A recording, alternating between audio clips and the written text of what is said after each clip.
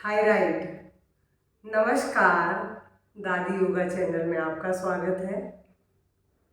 आज मैं जिस रोग पर बात कर रही हूँ, हालांकि इस पर बहुत सारे वीडियो हैं और मैंने भी बना रखे हैं, लेकिन कोरोना के बाद कुछ बीमारियों का ग्राफ बहुत अधिक बढ़ा है, जिसमें है ब्लड प्रेशर, शुगर, तीसरे नंबर पे है थायराइड।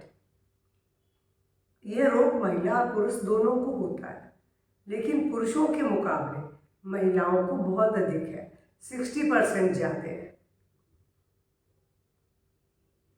तो मैंने सोचा कि महिलाओं में अवेयरनेस लाई जाए। अगर वो इसके प्रति जागरूक हो जाए तो ये रोग पूरी तरह से ठीक भी हो सकता है, कंट्रोल भी हो सकता है।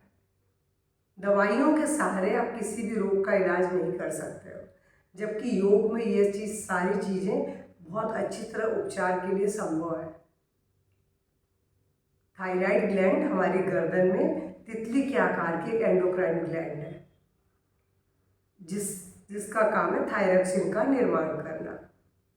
और यह हार्मोन हमारे मेटाबॉलिज्म को संचालित करता है और यह शरीर के हर सेल के लिए जरूरी है। हर सेल पर इसका प्रभाव है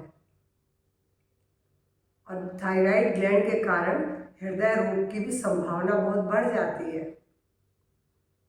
थायराइड ग्लैंड कोई रोग नहीं है।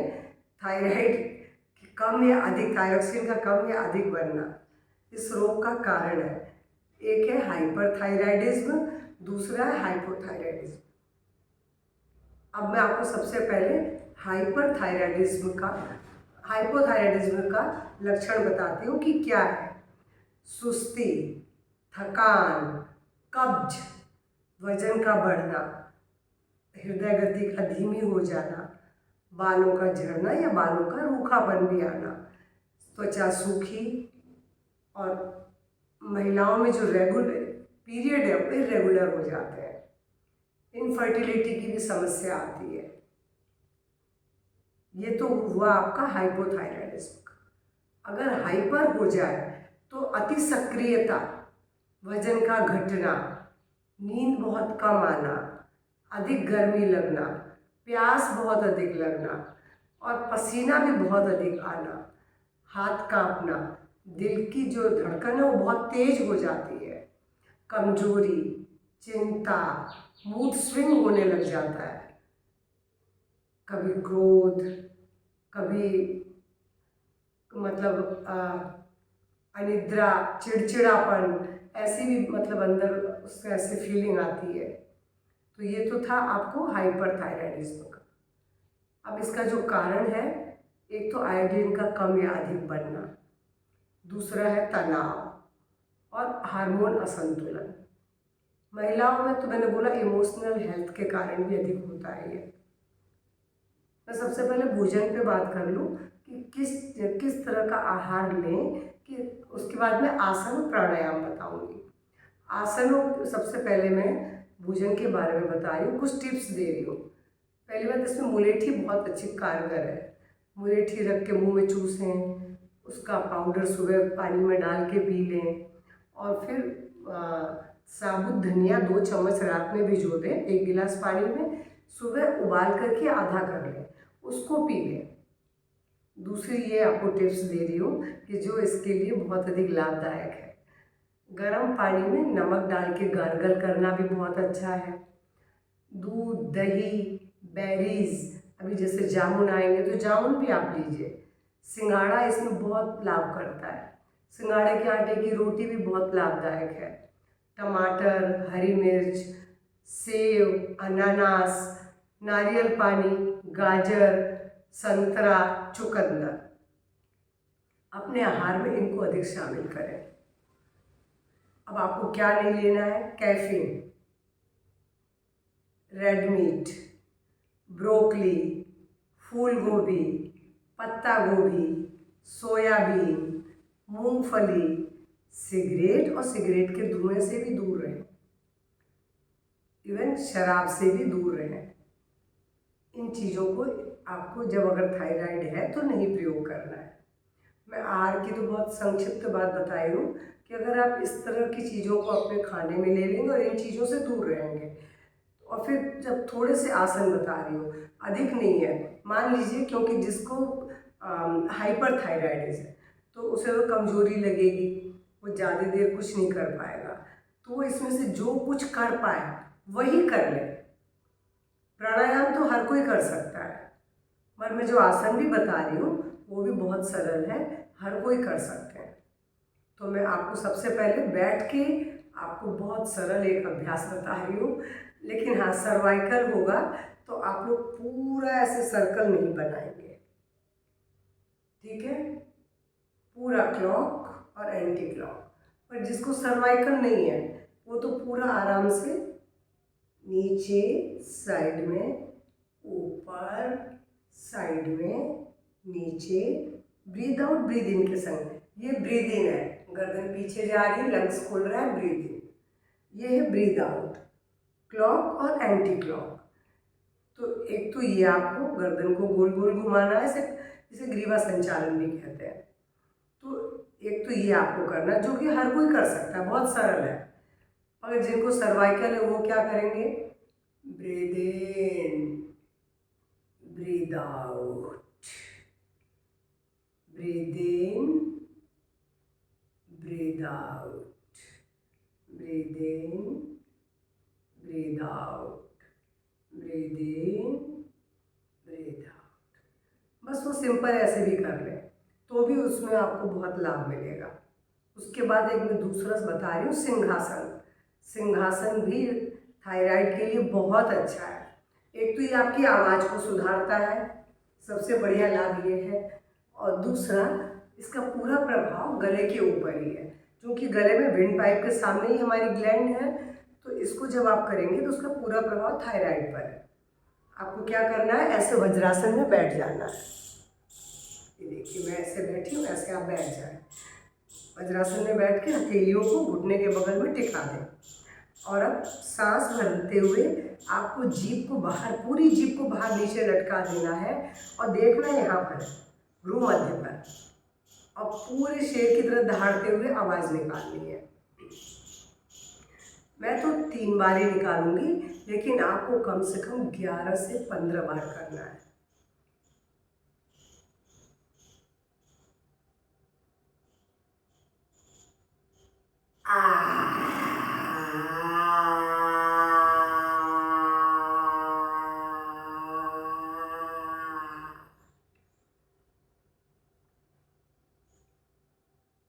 फिर से अपनी पूरी ताकत से आप जितनी देर कर सकते हैं जरूर करें। सांस भरें,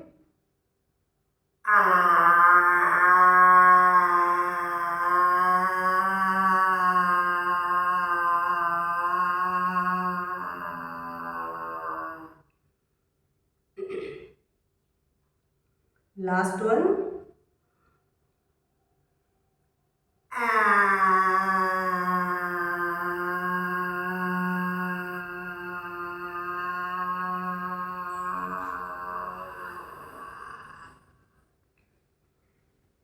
फिर गले की मसाज। क्योंकि अभी हमने गले पर तनाव दिया था तो उसको मसाज देके रिलैक्स करेंगे। ये थी गले की मसाज। ये था सिंहासन। मैंने बोला सिंहासन, इसमें बहुत लाभ। सिंहासन और उज्जाई और ग्रीवा संचालन, जो लोग कुछ नहीं कर सकते वो सिर्फ इसका भी अभ्यास करेंगे तो भी उनका थायराइड कंट्रोल भी होगा और क्योर भी होगा। लेकिन हाँ, मैंने बोला आहार के साथ। अब मैं आपको बता रही हूँ कि कौन कौन से आसन करने हैं। देखिए, सूर्य नमस्कार तो हर किसी रोग के अंदर बहुत लाभदायक है। मैं एक बार सूर्य नमस्कार करके दिखा रही हूँ, क्योंकि चाहे वो हाइपो है चाहे हाइपर है, आपको करना थायराइड को ही एक्टिवेट है।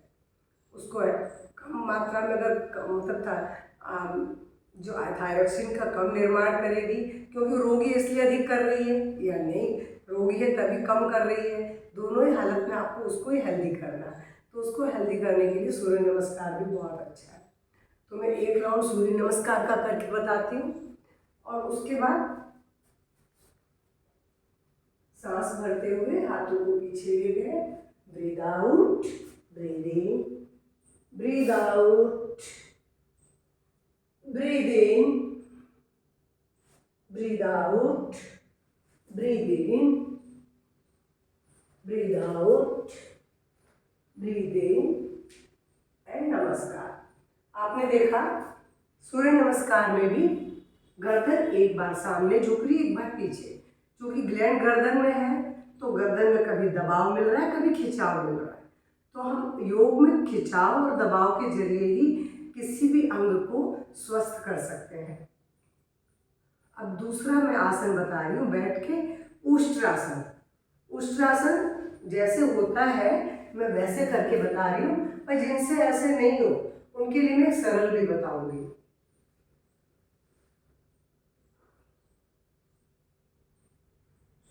आंखें बंद, लंबी गहरी श्वास, कम से कम आधे से 1 मिनट श्वास प्रश्वास के साथ यहाँ पर रुके। और जब आपको लगे कि अब हम नहीं रुक सकते तो सांस छोड़ते हुए सीधे हो जाएंगे, मगर फिर उसके बाद बैठ जाएंगे। लेकिन मैं इसी में सरल आसन बता दूं कि कैसे करना, हर कोई ऐसे नहीं कर पाएगा। ये उनके लिए है जो इस तरीके से नहीं कर पा रहे। ये था उष्ट्रासन। अब उष्ट्रासन के बाद दूसरा आसन मैं बता रही हूँ, भुजंगासन। भुजंगासन के लिए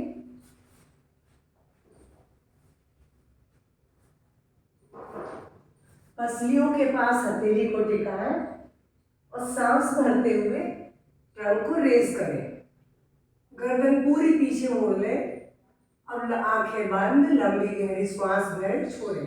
ध्यान गर्दन पे ले आए जहाँ खिंचाव महसूस हो रहा है, क्योंकि जब हम जिस अंग को स्वस्थ करना चाहते हैं ध्यान हमको जरूर वहाँ ले जाना है। हालांकि इसका स्पाइन पर, लंग्स पर, पेल्विक मसल्स पर, पेट पर, सब तरफ इसका प्रभाव है, लेकिन हमें अपने ध्यान को गर्दन पे लगाए रखना है।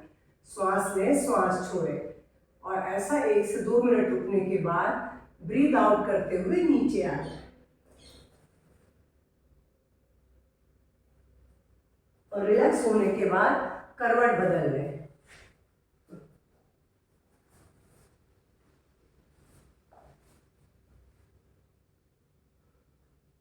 और अब इस आसन के बाद जो आसन मैं आपको बताने जा रही हूँ वो है सर्वांगासन।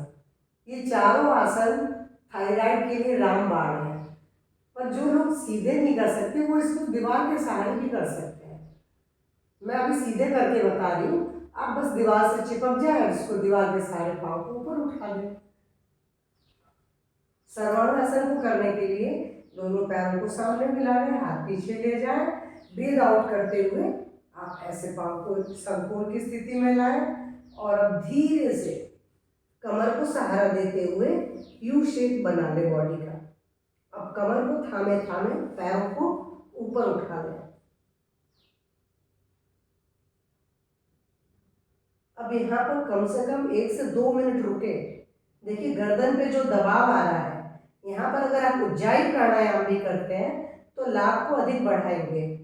और यहाँ पर 1 से 2 मिनट रुकने के बाद आँख जरूर बंद करें।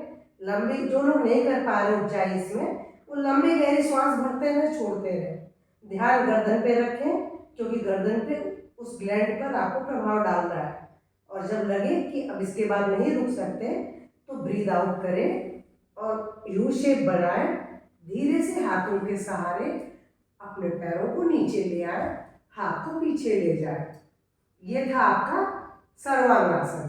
देखा इसमें पूरा प्रभाव गर्दन के, हालांकि इसका जो असर है सिर से पांव तक सभी अंगों पर है। इसका सर्वाधिक लाभ हमारे शरीर को मिलता है। बस सर्वाइकल और लंबर पेन वाले इस आसन को नहीं कर सकते हैं, उनके लिए वही है कि दीवार के सहारे करें। दीवार के सहारे करने पर वो लोग इसका अभ्यास कर सकते हैं और वही लाभ मिलेगा उन्हें। सर्वांगासन के बाद जो किया जाएगा, क्योंकि हम अभी शरीर को हमने गर्दन को आपस में मिला लिया था, अब हमको जो आसन करना है उसमें गर्दन को खोलना है। मत्स्यासन में वो काम होगा। मत्स्यासन के लिए या तो पद्मासन लगाएं या सुखासन लगाएं। होता तो ये ऐसे ही है, मगर जिनसे पद्मासन नहीं रखता है तो वो सुखासन में कर लें।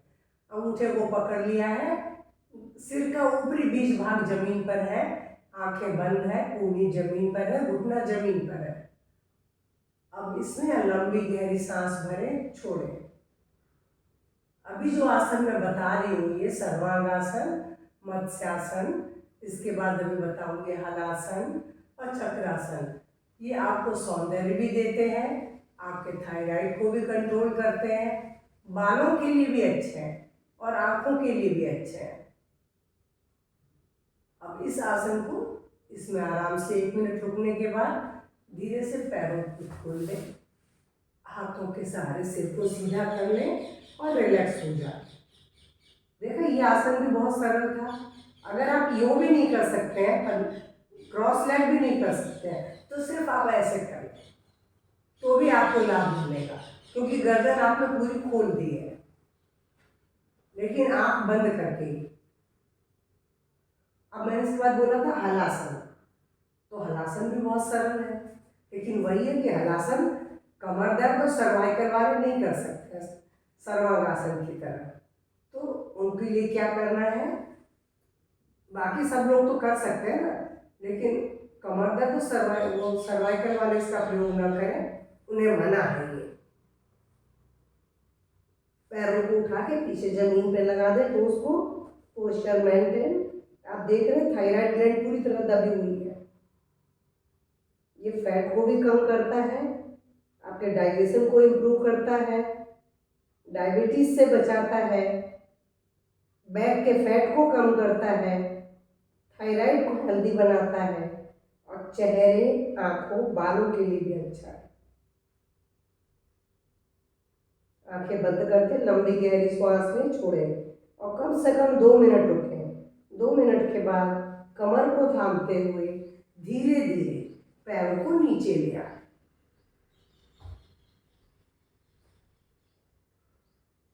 और रिलैक्स हो जाए।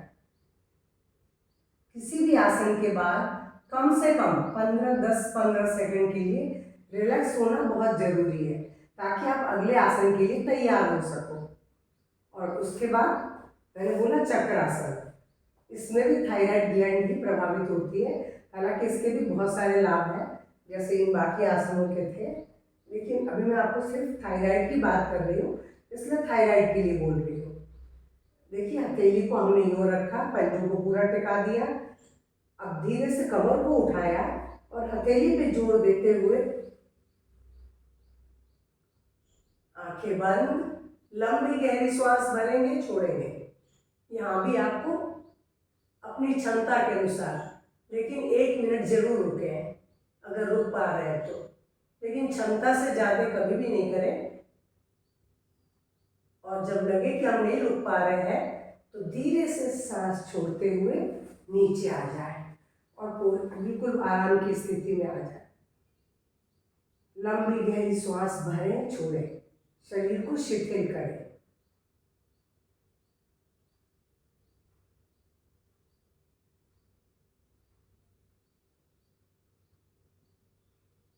मैंने अभी जितने भी आसन बताए सभी का प्रभाव गर्दन पर था, क्योंकि गर्दन पर ही आपके थायराइड ग्लैंड है। हम उसमें दबाव और खिंचाव देकर के ही लाभ पहुंचा रहे हैं। तो अब मैं आपको प्राणायाम के बारे में बताने आई हूँ कि आपको क्या करना है। प्राणायाम में कपालभाति, उज्जाई और अनुलोम विलोम, मैं सिर्फ 3 प्राणायाम आपको बताने आई हूँ कि आप ऐसे करें, क्योंकि उज्जाई का सर्वाधिक प्रभाव गले पर ही है। कुछ लोग इतने कमज़ोर हैं जिनको हाइपरथायराइडिज्म है, वो ज़्यादा कुछ नहीं कर सकते, तो वो उज्जाई प्राणायाम, सिंहासन और ग्रीवा संचालन यानी गर्दन को गोल गोल घुमाना, क्लॉक एंटी क्लॉक, ऐसी चीज़ तो कर ही सकते हैं और प्राणायाम भी कर सकते हैं। तो आपको क्या करना है, या तो पद्मासन में बैठें या सुखासन में बैठें। बैठने के बाद ज्ञान मुद्रा बनाएं और सबसे पहले मैं कपालभाति करके बता रही हूँ। कपालभाति का प्रभाव पूरे शरीर पर है और तेजी से करना है, थोड़ा तेज।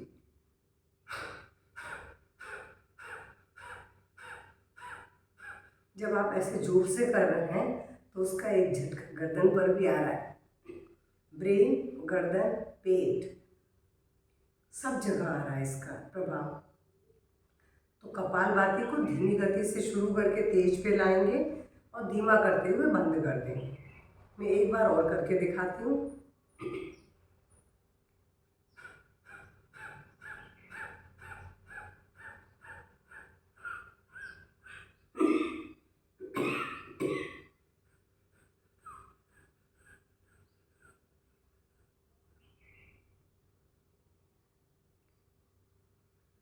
ये था कपालभाति।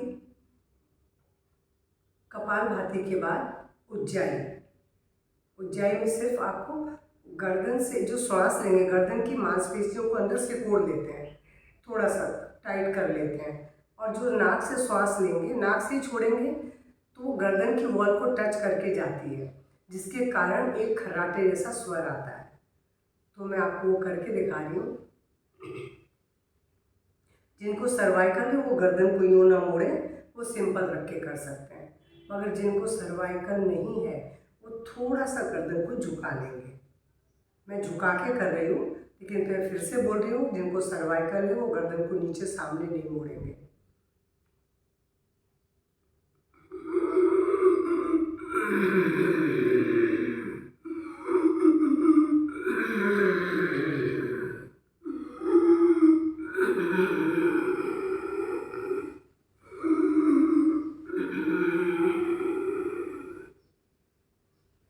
आप अगर इस तरह भी करते हैं, क्योंकि गर्दन पर आप जब जो श्वास भर रहे हैं, छोड़ रहे हैं, अगर आप रुक पाते हैं भरने के बाद, देखिए ऐसे,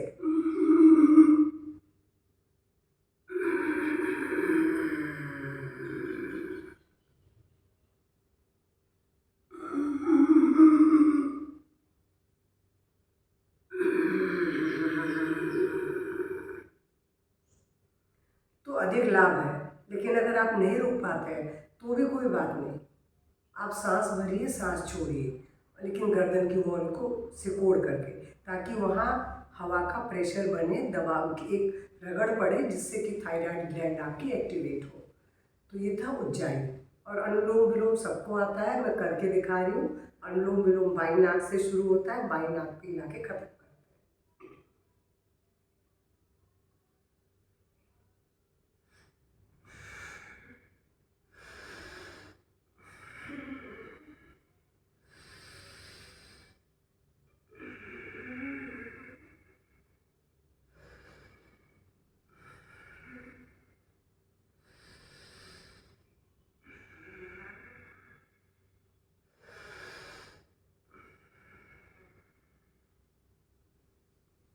मैंने बहुत थोड़े से राउंड इसलिए किए हैं क्योंकि वीडियो को मुझे लंबा नहीं करना है।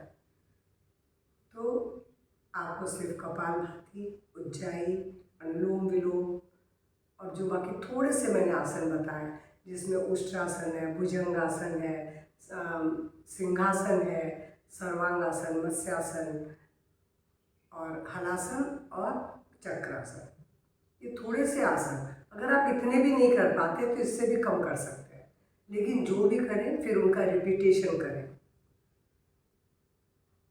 उनको दो बार, तीन बार दोहरा लें, ताकि आपकी गर्दन की जितनी अधिक बार वो एक्सरसाइज होगी तो आपकी निश्चित रूप से थायराइड ग्लैंड स्वस्थ होगी।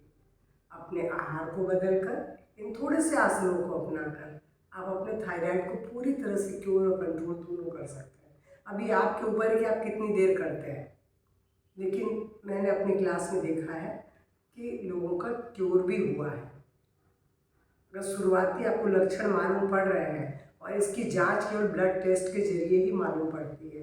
वैसे भी मैं सोचती हूँ कि आज थायराइड तो बहुत छोटी उम्र के बच्चों को भी हो रहा है, तो ज़रूर आप सभी लोग इतने मतलब जागरूक हो जाए कि हर 6 महीने में अपनी थायराइड की जांच जरूर करवाएं। मालूम पड़ते ही इलाज, अगर इसका अगर हम उपचार से कर लेते हैं तो बहुत जल्दी ठीक होता है। नमस्कार, धन्यवाद। मेरे वीडियो से आपको अगर लाभ मिलता है तो प्लीज़ लाइक शेयर करेंगे, और साथ ही साथ उन लोगों को देंगे ये ज़रूर हमारा वीडियो जिनको थायराइड है। मैंने बोला ये तीसरे नंबर का सबसे बड़ा रोग हो रहा है। तो मैं आशा करती हूँ कि आप ज़रूर ऐसा करेंगे और स्वस्थ रहेंगे।